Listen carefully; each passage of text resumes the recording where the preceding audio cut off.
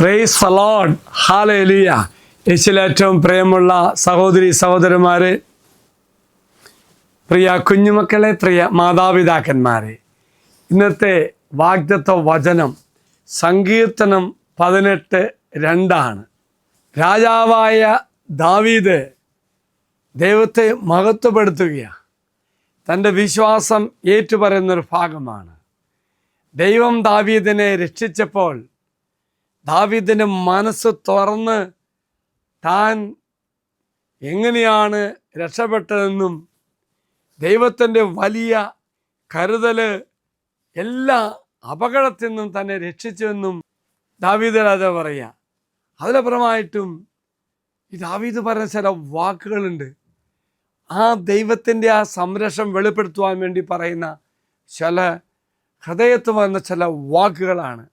പ്രിയമുള്ളവരെ, ഈ പ്രഭാതത്തിൽ നമുക്കും നമ്മുടെ ജീവിതത്തിൽ കർത്താവ് തന്ന വലിയ സംരക്ഷണം, അനുഗ്രഹവും അതെല്ലാം ഓർക്കുമ്പോൾ ദാവീദ് രാജാവിനെ പോലെ നമുക്കിതുപോലെ പറയാൻ സാധിക്കും. വചനപ്രകാരമാണ് സങ്കീർത്തനം 18:2. അങ്ങാണ് എൻ്റെ രക്ഷാശിലയും കോട്ടയും വിമോചകനും എൻ്റെ ദൈവവും എനിക്ക് അഭയം തരുന്ന പാറയും എൻ്റെ പരിചയം രക്ഷാസങ്കേതവും അഭയകേന്ദ്രം ആണെന്ന്. അതായത് എല്ലാ തരത്തിലും ദാവീദിനെ രക്ഷിക്കുക. മരണത്തിൽ നിന്ന് പോലും ശൗൽ രാജാവ് നശിപ്പിക്കാൻ ആഗ്രഹിക്കുന്ന പല സന്ദർഭങ്ങളും ദൈവം ദാവീദിനെ രക്ഷിച്ചു.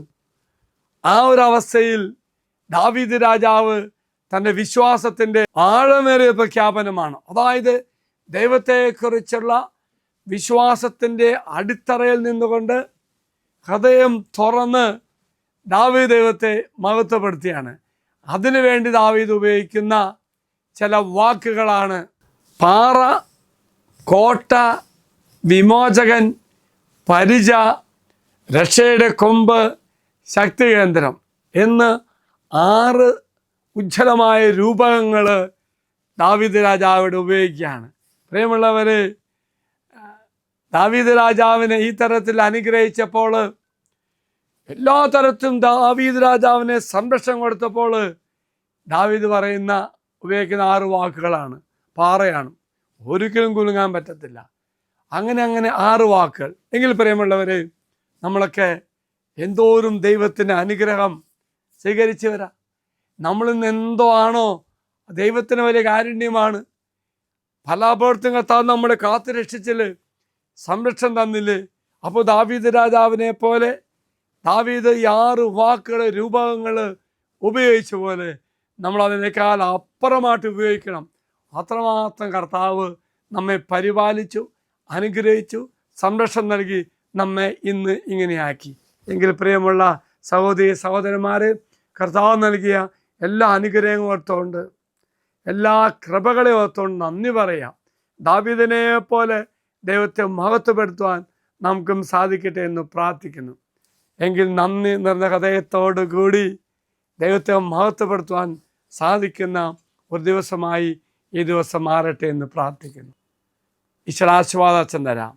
നമ്മുടെ കർത്താവായ ശമിശാല കൃപയും പിതാവായ ദൈവത്തിൻ്റെ സ്നേഹവും പരിശുദ്ധാത്മാവിൻ്റെ സഹവാസവും നമ്മളെല്ലാവരോടും കൂടെ ഉണ്ടായിരിക്കട്ടെ, ഇപ്പോഴും എപ്പോഴും എന്നേക്കും. ആമേൻ. മറക്കരുത് പ്രിയമുള്ളവരെ, ദാവീദ് രാജാവിനെ പോലെ നന്ദി നിറഞ്ഞ ഹൃദയത്തോടെ ദൈവത്തെ മഹത്വപ്പെടുത്തി ജീവിക്കുവാൻ ദൈവം നമ്മെ സഹായിക്കട്ടെ. ഒപ്പം ഈ വചനഭാഗം നിങ്ങൾ മറ്റു മക്കളുമായി പങ്കുവയ്ക്കുമ്പോൾ അവരും ദൈവത്തെ മഹത്വപ്പെടുത്തും. Praise the Lord.